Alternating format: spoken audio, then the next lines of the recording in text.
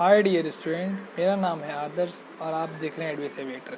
Matrices की series में आज है लेक्चर नंबर 4 और आज हम पढ़ेंगे मल्टीप्लिकेशन ऑफ मैट्रिक्स, अवयवों का गुणन। आज हम सीखेंगे कि इन दो मैट्रिक्स को आपस में कैसे गुणा करते हैं, मल्टीप्लाई करते हैं। तो चलिए स्टार्ट करते हैं।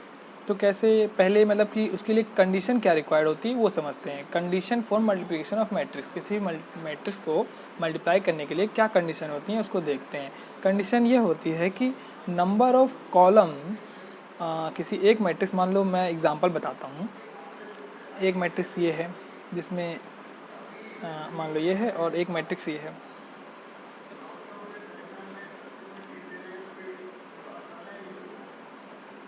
मान लो यहाँ बी सी एंड डी। तो मैं कंडीशन क्या है, कंडीशन देखिए, नंबर ऑफ कॉलम इक्वल होना चाहिए नंबर ऑफ रोज़ के। ठीक है, तो लेट मान लो ये मैट्रिक्स ए है और ये मैट्रिक्स बी है। तो कहा गया है कि नंबर ऑफ कॉलम, पहले मैट्रिक्स के नंबर ऑफ कॉलम्स जितने भी होंगे वो दूसरे मैट्रिक्स के नंबर ऑफ रोज़ के इक्वल होने चाहिए। नंबर ऑफ रोज़ कितने इसमें, नंबर ऑफ रोज़ यहाँ पे 2 है और यहाँ नंबर ऑफ कॉलम कितने हैं, 2 हैं। देन कंडीशन अगर ये मतलब होती है तो वहाँ पे हम मल्टीप्लिकेशन कर सकते हैं। ठीक है, उसके बाद चलिए फिर मतलब किसी मैट्रिक्स जो मल्टीप्लिकेशन हो करके आएगा उसका ऑर्डर क्या होगा ये निकालते हैं। लेट ए एक मैट्रिक्स है जिसकी ऑर्डर एक कोटि m क्रॉस n का है। ठीक है, और एक बी मैट्रिक्स है जिसका ऑर्डर n क्रॉस p का है। देन ए बी की जो कोटि होगी वो m क्रॉस p होगी। ये कैसे आया मैं भी इसको समझाता हूँ। मान लो ए मैट्रिक्स ये है जिसका मैंने बताया भी m क्रॉस n ऑर्डर है, एंड बी मैट्रिक्स का n क्रॉस p है। तो सिंपली इनका number of column number of row second वाले के बराबर होता है। तो इधर साइड का जो रोज़ का नंबर है और इधर साइड का जो कॉलम का नंबर है उनको आपस में मल्टीप्लाई करके लिख देते हैं। जैसे एक एग्जांपल बताता हूँ। तो एग्जांपल देखते हैं। तो एग्जांपल में क्या, मान लीजिए एक मैट्रिक्स ए है जिसका ऑर्डर 2 क्रॉस 2 का है कोटि, एंड बी मैट्रिक्स जो है उसका ऑर्डर 2 क्रॉस 3 का है। ठीक है, और अब हमको फाइंड करना, find the order of matrix A B. जब इन दोनों मैट्रिक्स को मल्टीप्लाई कर देंगे, जो मल्टीप्लाई करने वाली मैट्रिक्स होगा उसका ऑर्डर क्या होगा उसको निकालने का सिंपल फॉर्मूला है।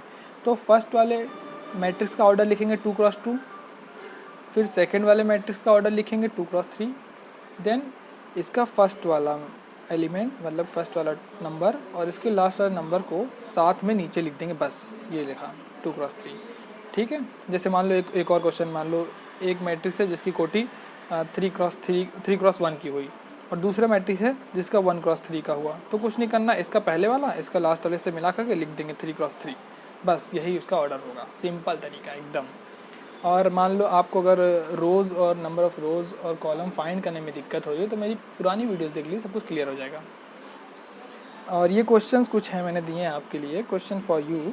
ये क्वेश्चन है, इसमें फाइंड करना ऑर्डर, तो इसको फाइंड करके कमेंट जरूर करिएगा। ठीक है, तो मुझे पता लग जाएगा कितने लोग को समझ में आया, तो फीडबैक मिलने से अच्छा रहता है ना। तो फाइनली मैं अब आपको दो मैट्रिक्स को मल्टीप्लाई करना सिखाता हूँ, कैसे मल्टीप्लाई करते हैं। तो एक मैट्रिक्स ए है जिसका एलिमेंट 0 1 0 0 है और जिसका ऑर्डर 2 क्रॉस 2 का है। इसमें 2 रोज़ हैं एंड 2 कॉलम है। ठीक है, और बी मैट्रिक्स है उसका भी 2 क्रॉस 2 ऑर्डर है, 2 रोज़ 2 कॉलम है जिसमें एलिमेंट इतने हैं। तो फाइंड करना है ए बी। ठीक है, देन पहले हम कंडीशन चेक करेंगे कि जो इसमें कॉलम होनी चाहिए दूसरे मैट्रिक्स के रो के इक्वल होने चाहिए। ये कंडीशन मैंने पहले ही बताई थी स्टार्टिंग में। अगर ये है तभी मल्टीप्लिकेशन पॉसिबल है। ठीक है, पता लग गया मल्टीप्लिकेशन पॉसिबल है। देन उसके बाद अब ऑर्डर ऑफ ए बी का निकाल लेते हैं। दोनों को मल्टीप्लाई करने में क्या ऑर्डर आएगा वो निकाल लेते हैं। कैसे निकालेंगे, सिंपली ऐसे लिखेंगे 2 क्रॉस 2 पहले वाले मैट्रिक्स का एंड 2 क्रॉस 3 दूसरे मैट्रिक्स का 2 क्रॉस 2। देन इसका पहला वाला नंबर इसके लास्ट वाले नंबर को मिला करके नीचे लिख देंगे, वही इसका ऑर्डर होगा। ठीक है, देन अब एक्चुअल में कैसे फाइंड करते हैं उसको बताता हूँ। करना क्या होता है कि पहले मैट्रिक्स का रो दूसरे मैट्रिक्स के कॉलम से मल्टीप्लाई करते हैं। मल्टीप्लाई कैसे करते हैं बताता हूँ।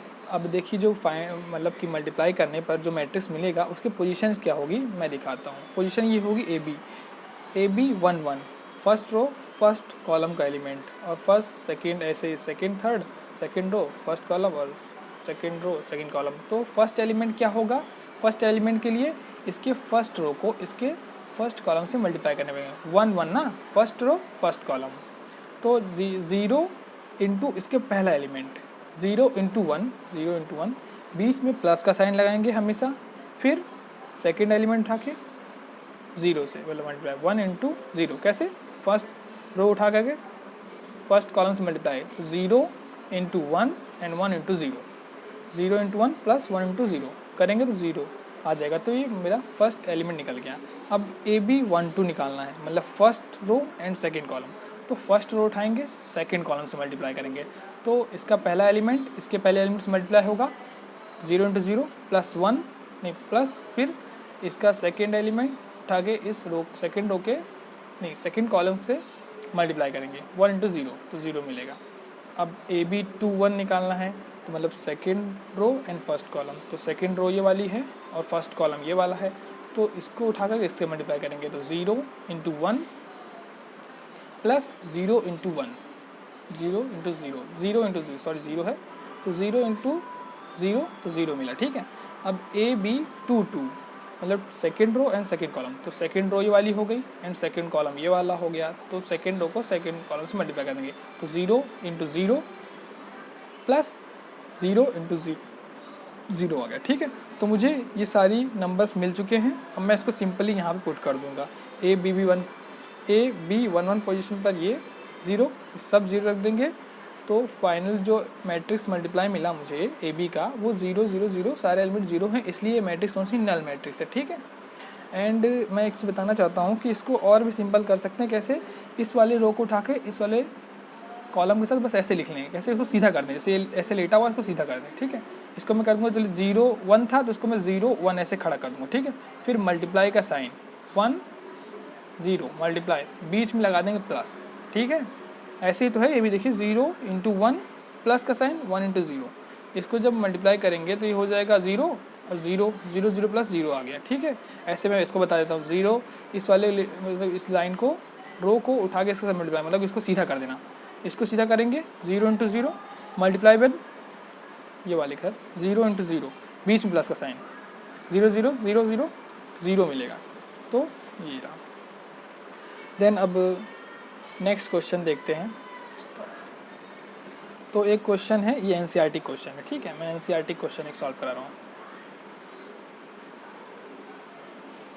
तो क्वेश्चन क्या है, एक मैट्रिक्स ये है, एक मैट्रिक्स ये है। पहले कंडीशन चेक करेंगे कि ये मल्टीप्लिकेशन इसका पॉसिबल है कि नहीं। लेट ये एक मैट्रिक्स ए है, ये मैट्रिक्स बी है। तो ए मैट्रिक्स का जो ऑर्डर है 2 रोज हैं एंड 2 कॉलम है, तो ऑर्डर 2 क्रॉस 2 कोटी।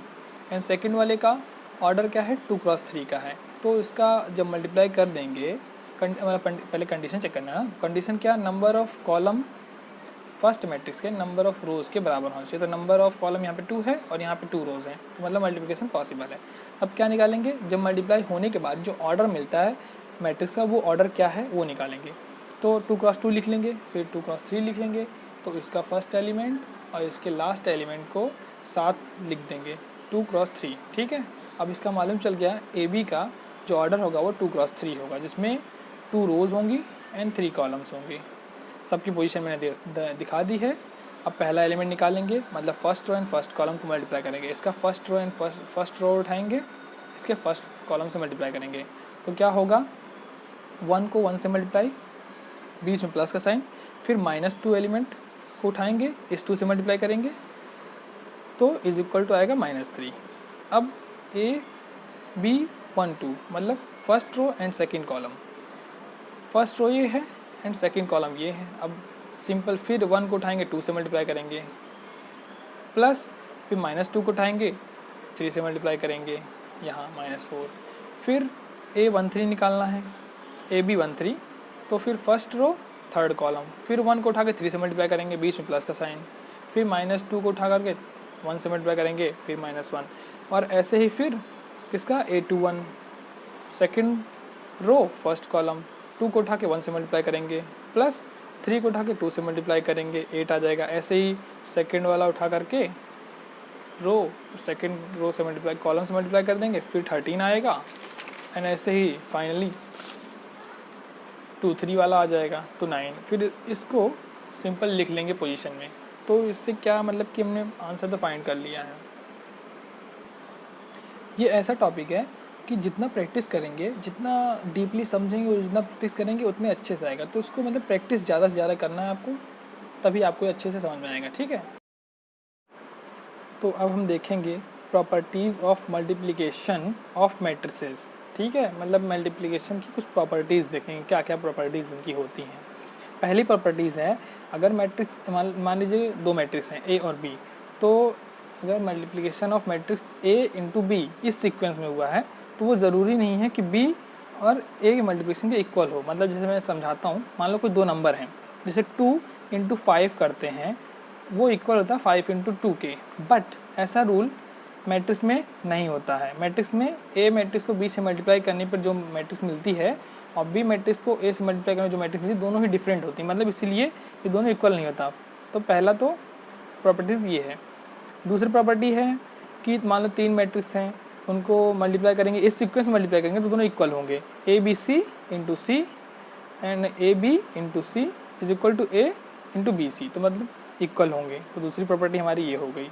एंड तीसरी ये है कि I A is equal to A I is equal to A. तो यहाँ पे आई क्या है, आई एक आइडेंटिटी मैट्रिक्स है। आइडेंटिटी मैट्रिक्स मतलब यूनिट मैट्रिक्स। आइडेंटिटी मैट्रिक्स क्या होती है मैं बताया था, जिसमें डायगोनल एलिमेंट 1 होता है, बाकी सारे 0 होते हैं। तो मान लो कोई मैट्रिक्स ए है, उसमें अगर आई का मल्टीप्लाई करेंगे वो इक्वल होगी ए इंटू आई, और वही इक्वल होगा ए। मतलब आई मैट्रिक्स को किसी मैट्रिक्स में मल्टीप्लाई कर देंगे तो मैट्रिक्स ए ही मिलेगी हमें। ठीक है, यही इसका मतलब होता है। ये प्रॉपर्टीज़ बहुत इंपॉर्टेंट होती हैं, क्योंकि जेई के एग्जाम में डायरेक्ट पूछ ली जाती हैं कभी कभी प्रॉपर्टीज़। जेई के एग्जाम में, एनडीए के एग्जाम में, एयरफोर्स में डायरेक्ट प्रॉपर्टीज़ से क्वेश्चन आ जाते हैं। तो मतलब ये बहुत इंपॉर्टेंट होती है, तो उनको याद कर लीजिए और समझ लीजिए अच्छे से। एंड फोर्थ प्रॉपर्टी है कि बी प्लस सी का ब्रैकेट है, उसको ए से मल्टीप्लाई करेंगे क्या होगा, उसको अलग अलग डिस्ट्रीब्यूट कर सकते हैं, ए इंटू बी प्लस ए इंटू सी। तो ये फोर्थ प्रॉपर्टी हो गई। एंड 5 प्रॉपर्टी ये है, ए जो मैट्रिक्स है एम क्रॉस एन की, एंड एक ओ मैट्रिक्स है। ओ मैट्रिक्स क्या है, ओ यहाँ पर है एक नल मैट्रिक्स। नल मैट्रिक्स क्या होती है, जिनके सारे एलिमेंट 0 होते हैं। तो किसी भी मैट्रिक्स को अगर नल मैट्रिक्स से मल्टीप्लाई करेंगे तो हमेशा एक नल मैट्रिक्स मिलेगी। उसका ऑर्डर क्या होगा, वही सिंपल ऐसे, तो एम क्रॉस पी उसका ऑर्डर होगा। ठीक है, और 6 वाला लास्ट प्रॉपर्टी है 6, ए और बी मल्टीप्लाई करने पे अगर नल मैट्रिक्स मिलती है तो ये ज़रूरी नहीं है कि बी और ए को मल्टीप्लाई करने पर नल मैट्रिक्स मिलेगी। ठीक है, इट इज़ नॉट नेसेसरी। ठीक है, ये तो प्रॉपर्टीज़ ख़त्म हो गई।